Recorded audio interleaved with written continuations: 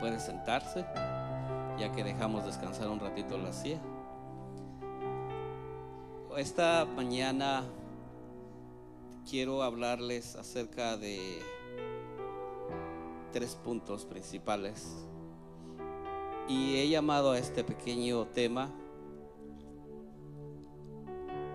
el pecado, la fe y el deber. Si muchos de ustedes leen en su Biblia, así va a estar.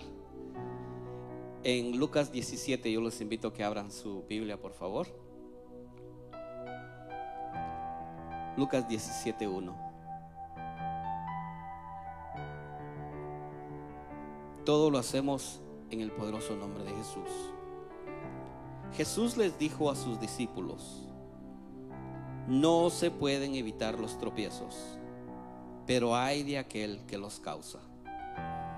Aquí es una versión un poquito diferente. La que yo voy a utilizar esta mañana es una revisión del 2006-2008, que se acerca más a nuestro vocabulario. Yo era un poquito de los que estaba en contra de acercarme a las nuevas versiones, porque crecí leyendo la Reina Valera. Inclusive me enseñaron a leer una versión que se llama la versión del oso. No sé si ustedes la han escuchado alguna vez. Y eso es el vocabulario de hace 500 años. Pero un día yo me puse a comparar el vocabulario, y ciertamente hay muchas cosas que yo no entiendo en esa versión del vocabulario del oso, que fue una de las primeras traducciones. Pero cuando empecé a leer esta nueva versión, que es de este siglo, me puedo ver que casi todo es igual. Solo el vocabulario se acerca al nuestro. Entonces dije, sí, tienes razón. Las personas que han traducido a esto han tomado su tiempo y han podido sacar la mejor versión para que diga lo mismo y no haya ninguna distorsión acerca de lo que Dios nos habla. Voy a empezar hablando acerca de lo que es el pecado. Como ustedes pueden ver en nuestro tema, el pecado, la fe y el deber. No me quiero enfocar mucho en el pecado, no es porque le tenga miedo, sino porque es algo que nosotros siempre tenemos que salir. La definición del pecado, esto lo traté de buscar en un diccionario moderno, y significa, yo saqué hice extracto de lo que podamos entender. Dice: el pecado es actuar y pensar en contra de las normas de Dios. Simple hecho, ese es el pecado. Es actuar y pensar en contra de las normas de Dios. El pecado pone un obstáculo entre el humano y Dios.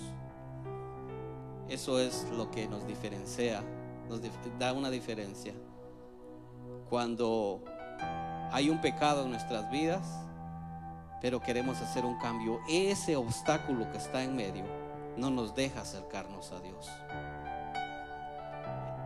El pecado se podrá quitar cuando se confiese con humildad que somos pecadores y aceptamos que Jesús murió en la cruz. Esta es la única forma que nosotros podemos avanzar y dejar lo que hemos hecho. Yo he sido una de las personas, siempre me quiero poner como ejemplo, y perdóneme usted, pero yo me conozco. Muchas veces nosotros decimos: ¿para qué voy a ir a la iglesia hoy? Si yo toda la vida lo he hecho. Yo he tratado de estar en el cristianismo todo el tiempo. Todo el tiempo he buscado a Dios. Y vino a mi mente una analogía pensando en aquellas personas que han manejado por muchos años y dicen: hasta el día de hoy yo no tengo ningún ticket. A mí no me han dado ninguna multa por manejar desobediente. Yo siempre he estado en las reglas de tránsito. Mi pregunta para ustedes: al salir de usted, ¿qué pasa si usted va a ignorar una norma de tránsito y se pasa un alto? Le van a dar una multa. ¿De qué le sirvió tener 10, 20, 30 años tratándose de manejar bien y decir: yo lo hice bien todo el tiempo, pero hoy me pasé el stop y me dieron una multa? Eso es exactamente lo que pasa con nosotros los cristianos. Lo que usted hizo ayer lo que hizo la semana pasada, lo que usted hizo el año pasado, desafortunadamente no cuenta tanto, sino lo que estamos viviendo hoy y lo que vamos a vivir mañana. Si ayer tuvimos una caída, hoy vamos a tratar de no hacerlo y vivir siempre como no vamos a caer. No vamos a caer. ¿Es fácil? No es fácil. Dice el versículo 1 en esta versión: no se pueden evitar los tropiezos. Está en Lucas 17. No se pueden evitar los tropiezos. Pero aquí viene algo que me llamó mucho la atención. Y en primera ocasión yo pensé como culpar a alguien, decir, si alguien me hace cometer un pecado a mí, él se las va a ver con Dios. Ciertamente Dios lo dice así, pero dice, no se pueden evitar los tropiezos, pero ay de aquel que los causa. En esa frase del ay, en esa exclamación se encierra mucho. Cuando cometemos algo pensándolo, que está mal y lo vamos a hacer. Esa exclamación dice mucho, ay de aquel que los causa. Dios está abriendo la conversación con nosotros y diciendo, hijos míos, muchas veces los tropiezos no se pueden evitar. Vamos a caer de una u otra manera. Por eso Él vino en la cruz del Calvario y dice, llevó nuestros pecados, nuestros dolores, todas nuestras iniquidades. Pero sabía que nosotros en un momento íbamos a caer. Y es la razón por la que hoy nosotros estamos aquí, y es la razón porque estas sillas están vacías. Porque mucha gente se cree que está haciendo las cosas bien. Yo no voy a la iglesia porque soy una buena persona. Yo no voy a la iglesia porque soy mejor que los que van a la iglesia. Yo no le hago mal a nadie. Eso es lo que nosotros creemos. Pero Dios fue sabio y nos dio esa oportunidad del arrepentimiento. Ay de aquel que los causa. Le dejo una pequeña tarea y usted puede acabar de leer ese versículo. Muchas veces también culpa a aquellos que también le son piedra de tropiezos a otros. Aquel que le dice, mira, hagamos esto, vamos a hacer, no sé, de paseo, hagamos algo que delante de Dios no está bien, y nos hace caer. También para ellos hay una pena no muy agradable. Pero si nosotros nos acercamos al Señor Jesús y confesamos con nuestro corazón y decimos, Señor, yo soy pecador, yo he caído de tu gracia. Esta oración yo he tratado de hacer todos los días. Y muchas veces uno comete errores, piensa cosas, ve cosas, oye cosas que uno no está supuesto a hacerlo. Pero mientras tanto,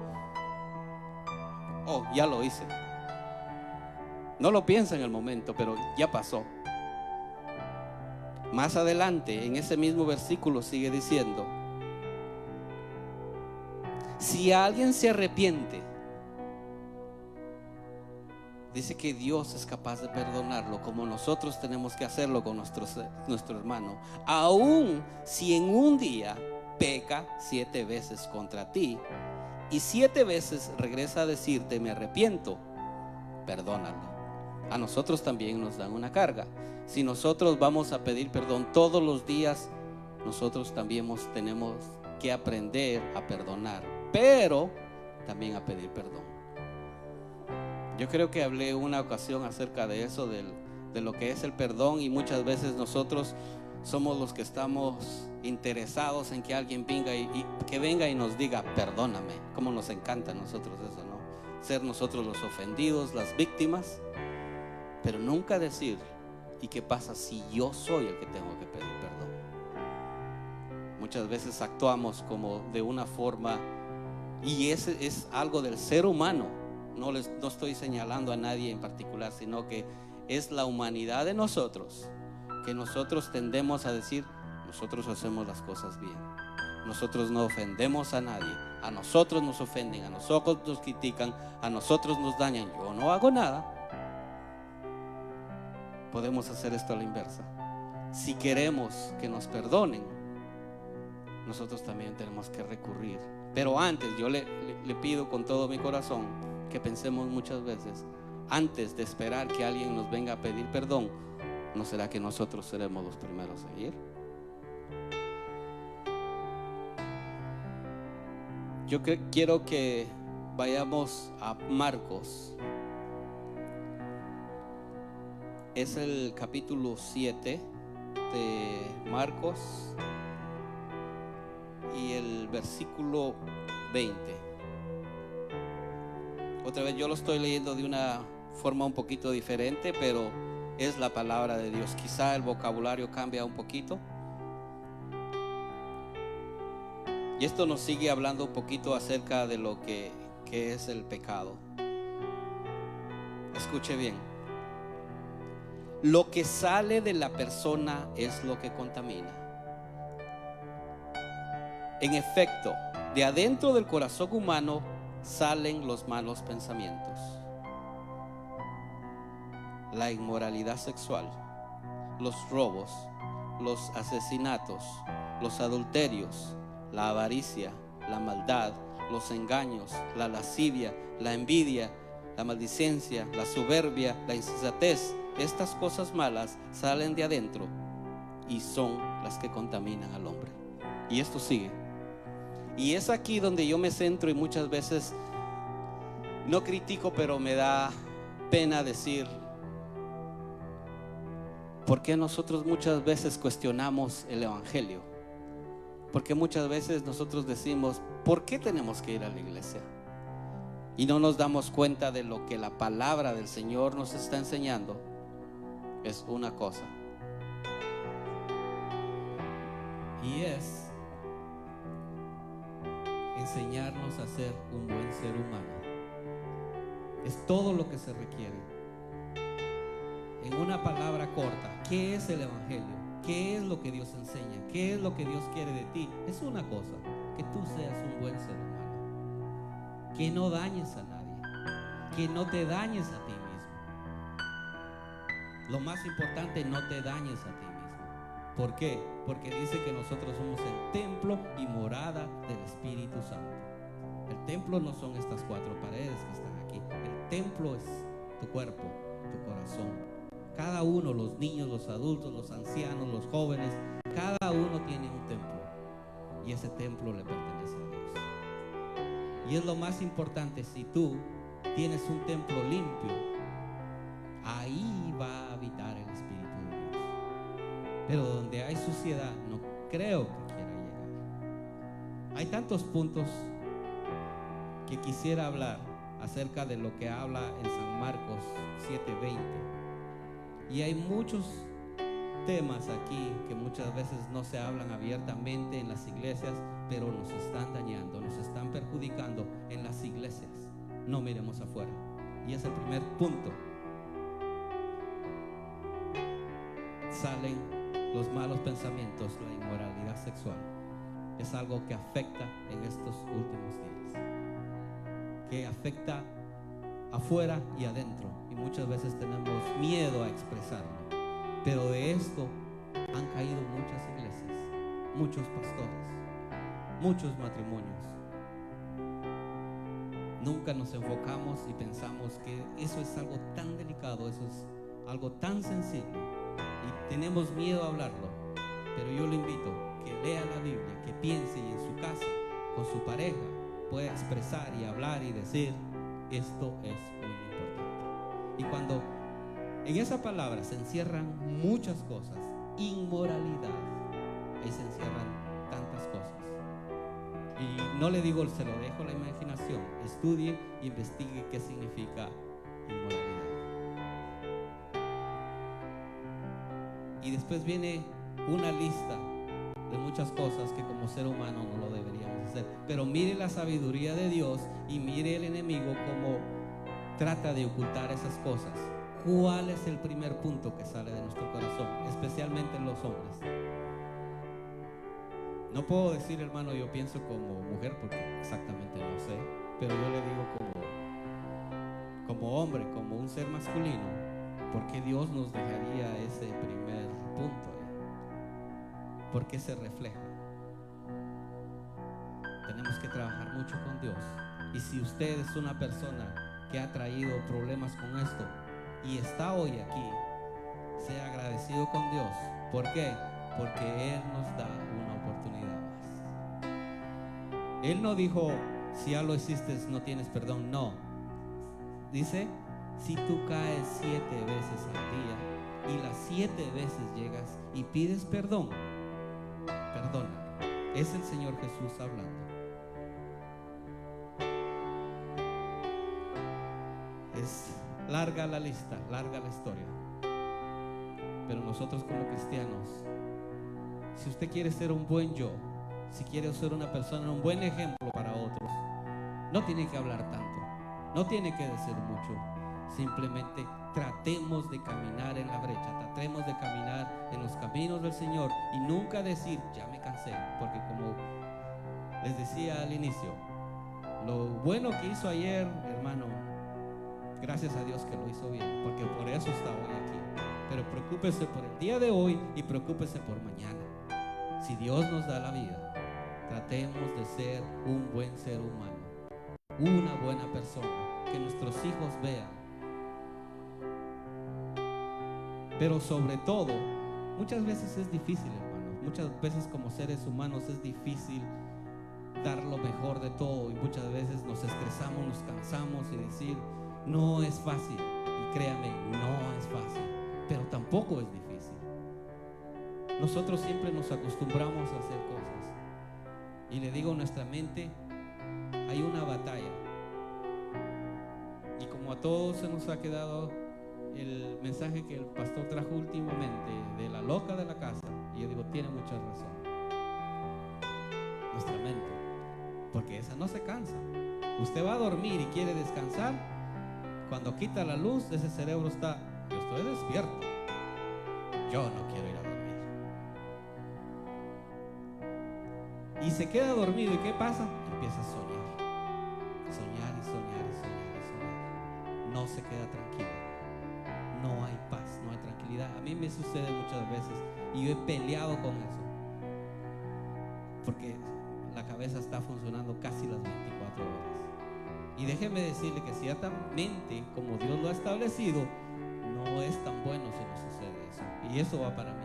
¿Por qué? Porque la noche Dios nos la dejó para descansar, para darle tranquilidad, para tomar fuerzas. Porque eso es nuestra vitamina, esto es nuestro cargador, el cargador del ser humano es dormir y descansar. Descansar y levantarse al próximo día en paz. Como dice esa palabra hermosa, ¿no? En paz me dormiré y así mismo me levantaré. Porque Él me hace vivir confiado. Si muchas cositas de estas a usted le están pasando, hay algo que sea en nuestra vida que debamos trabajar. Algo que debamos decirle al Señor Jesús, que no estoy haciendo bien. No quería enfocarme tanto en este punto. El segundo, la fe. Según el diccionario, la fe es la confianza piadosa en Dios. En resumidas cuentas, la fe es una confianza piadosa. ¿Qué es piadosa? Es con temor, pero no con miedo, sino con una seguridad de lo que estamos haciendo es cierto. Y en esta iglesia, a pesar de que somos pocos, pero hay tantos testimonios. Yo sé que muchos de nosotros tienen tanto que decir, de que por eso estamos aquí. Si usted me ve en este lugar, porque yo he visto la mano de Dios. Y yo sé que usted está aquí porque ha visto la mano de Dios. Y yo sé que somos un lugar de testimonio. Y si usted cree que no ha visto la mano de Dios, déjeme decirle que Él se la ha mostrado, pero usted ha ignorado. Y una de las razones es que usted está sentado aquí, sigue respirando. Él lo ha guardado. Porque Dios no es ese padre que dice el hijo desobediente esperando que te pase algo malo. Él no hace eso. Que inclusive el amor de Dios trata de cuidarnos y decirle, hijo, acércate a mí. Dios no es como nosotros. Como lo dice aquella parte, dice, si nosotros siendo malos Si un hijo viene y nos pide un pan, no le vamos a dar una piedra. Dios es igualmente con nosotros. Si usted clama, si usted pide, Dios se va a acercar y Dios va a escuchar lo que hay en su corazón.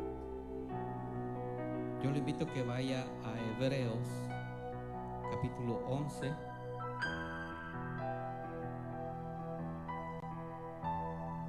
Y el versículo 1. La fe es la seguridad de recibir lo que se espera y estar convencido de lo que no se ve. Sí quiero leerles un poquito más. El versículo 2 dice: gracias a su fe, nuestros antepasados recibieron la aprobación de Dios. Por la fe, sabemos que Dios formó el universo por medio de su palabra. Así que lo que ahora vemos fue hecho de lo que no podía verse.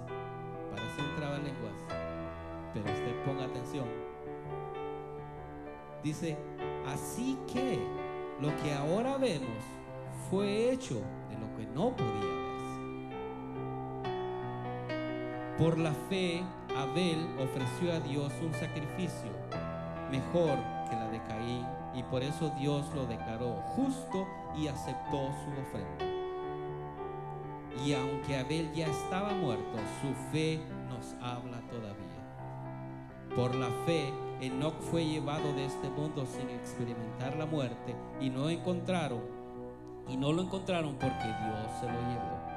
Pero antes de llevárselo, Dios declaró que él le había agradado. Me encanta. Sin fe es imposible agradar a Dios. Así que si alguien en esta mañana padece de fe, como lo decía el apóstol Pablo, pídala. Sométase, dígale: Señor, yo quiero tener fe. No esperemos que nos pase algo difícil en nuestras vidas, porque como ser humano, como me pasó a mí, y no sé si alguno de ustedes, nos tuvo que llegar algo a nuestra vida, algo difícil para acercarnos al Señor. Nos tuvo que pasar algo difícil para dejar de hacer lo que veníamos haciendo. Y yo les quiero también decir este pensamiento y quiero motivarlos. Si a usted hasta el día de hoy Dios lo ha guardado, pero usted todavía no ha encaminado sus caminos al Señor, no ha dejado algún vicio, no ha dejado alguna adicción, pidámosle al Señor, porque muchas veces Dios nos llama y Dios nos escoge, y no esperemos a que Él nos jale las orejas, porque esos jalones de oreja duelen muchas veces, duelen. Y no esperemos que llegue eso para que nosotros nos acercamos al Señor. Antes de que eso llegue, dígale: Señor Jesús, aquí estoy, dame más fe. Yo quiero, Señor Jesús, sentirte, verte, oírte, tocarte, Jesús. Acérquese, porque muchas veces nosotros tenemos ese miedo de que, ¿cómo lo puedo hacer? ¿Cuántos han leído la historia de la mujer que estaba enferma, que llevaba años enferma, y se metió entre la multitud y ella quería ser sana, y ella pensó en su corazón? Es lo que tenemos que hacer, pensar antes y decir: si yo me acerco a Él, si yo le toco a Él, yo voy a ser sano, yo voy a ser libre. ¿Y qué pasó?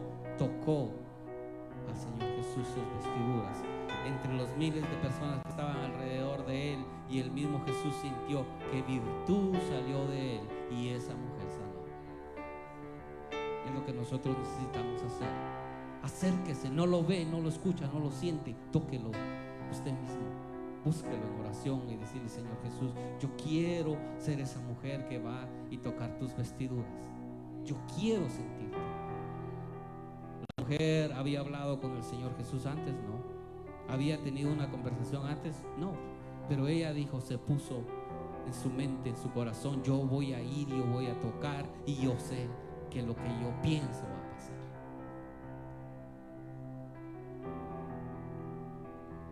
El Señor Jesús nos da esperanza mientras nosotros estamos vivos. Mientras nosotros estemos respirando, hay esa esperanza de vida, hay esa esperanza de que nosotros podemos seguir haciendo las cosas, pero las tenemos que hacer bien, porque eso es lo que a Dios le gusta, que nosotros hagamos las cosas bien. Si en esta mañana usted es una persona que ha sentido en su corazón que algo no está haciendo bien, pídale perdón a Dios. Yo sé que muchas veces cansa, porque uno al siguiente día quizá empieza otra vez y cae otra vez y decir otra vez. Acuérdese, Él puede perdonarlo las veces usted se arrepienta, pero arrepiéntase de corazón y decirle: Señor Jesús, ya no puedo. Cuando su fuerza no puede, es cuando viene la de Él. Muchas veces somos débiles, nuestra debilidad es tanta, es grande, pero en medio de esa debilidad Él viene y nos ayuda y nos da paz, porque lo que Él quiere es que nosotros seamos salvos.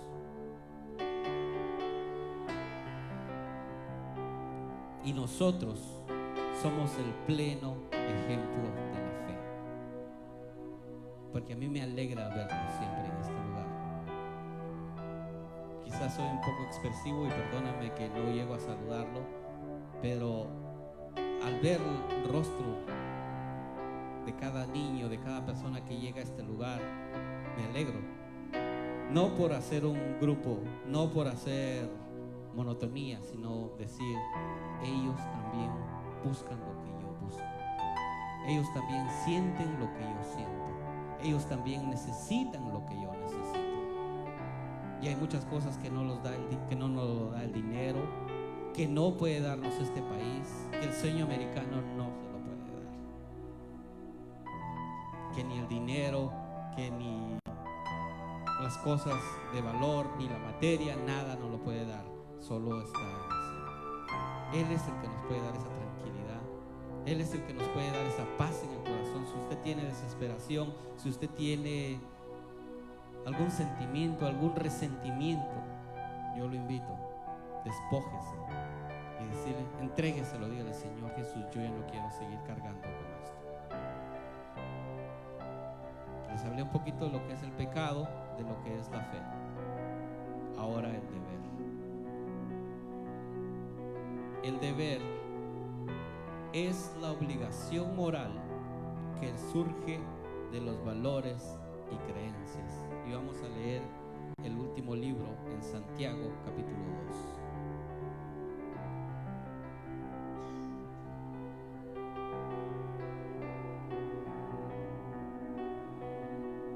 Santiago, capítulo 2.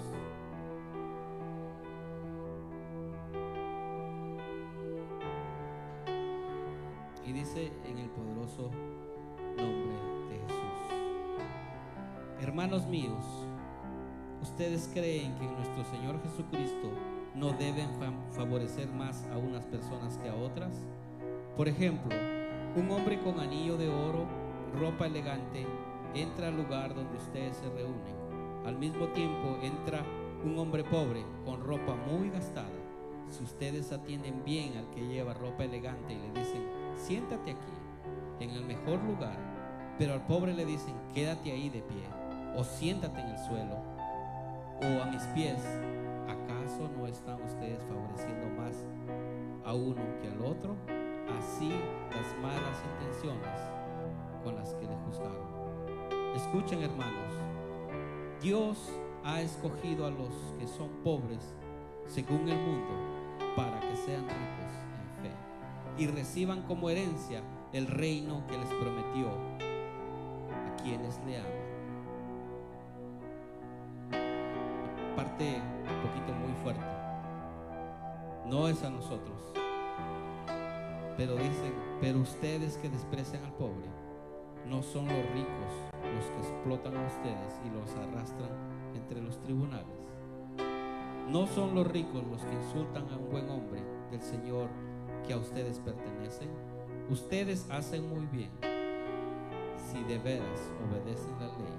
Y más importante, la Escritura: ama a tu prójimo como a ti mismo. Es un deber moral.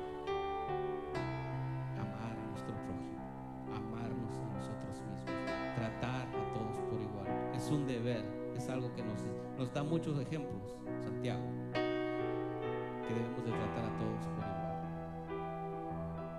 Cuando nosotros hacemos esto, Dios se agrada de lo que nosotros estamos aprendiendo. Y yo espero con todo mi corazón que cada vez que usted se acerque a este lugar pueda llevarse por lo menos una palabra cada vez. Imagínese si usted, yo le pongo alrededor de 30, 35 domingos al año, de 52 que tiene el año, 35 cosas positivas que usted se lleve de este lugar le van a ayudar mucho. Pero tenemos 365 días del año, 24 horas al día, 7 días a la semana, donde lo podemos encontrar. Escudriñad las escrituras, porque en las cuales os parece que tenéis la vida eterna. Si usted es de los que no ha empezado a leer la Biblia, lea. Y si muchas veces no entiende, como dice el apóstol, pida el entendimiento. Y yo sé que de leer y leer, usted va a empezar a comprender. Y cada vez que usted lea un versículo, yo he logrado comprender muchas veces que un versículo de la Biblia, si usted lo lee 7 veces a la semana, las 7 veces le va a dar un mensaje diferente. Pero es la misma palabra de Dios. Dios habla a tiempo y fuera de tiempo. Dios siempre le va a hablar como su corazón lo necesita. Y mi corazón es que todos un día podamos establecer esa palabra de Dios en la tierra. Y no solo aquí, sino que podamos salir afuera y predicar el evangelio como nos ha sido dicho. Y de predicar el evangelio a toda criatura. El que creyere y fuere bautizado, este será salvo. Es un trabajo que nosotros nos falta empezar a hacer. Y contar lo que a nosotros nos ha pasado. Todas nuestras experiencias. Muchas veces nosotros estamos cohibidos, tenemos preocupación contar aquí mismo a lo mismo. Pero salga afuera. Hay muchas personas que necesitan escuchar una palabra de Dios. Y si somos de los que todavía no tenemos ese carácter, pidámosle al Señor Jesús. Yo considero que soy una de ellas. Y muchas veces le pido perdón a mi Dios con todo mi corazón y decirle: Jesús, yo quiero dejar esa pereza espiritual, ir y llevar un mensaje a alguien que lo necesita. Porque esa es la razón por la que usted y yo estamos en este lugar. Salir y predicar el evangelio. ¿Y qué es el evangelio? ¿Qué es lo que Dios busca de nosotros? Que seamos buenos seres humanos. Así que en esta mañana yo les agradezco por su atención y los invito a que sigamos orando por la iglesia, por el liderazgo de esta iglesia, por los que aún no han llegado. Sigamos orando por los enfermos, sigamos orando por las necesidades que hay. Lleven su mente cada necesidad y yo sé que Dios nos va a escuchar, porque dice que la oración del justo puede mucho. ¿Cuándo es justicia? Cuando usted está orando con un corazón arrepentido y decirle: Señor Jesús, por favor, te pido que le des sanidad a mi hermana, que le des sanidad a mi hermano, que le des tranquilidad a mi hermana. Como cristianos debemos aprender a tener empatía por los demás, por aquellos que están en las cárceles, por aquellos que están en los hospitales, por aquellos que están pasando por dificultades, por aquellos que han perdido sus casas, lo que está pasando en California.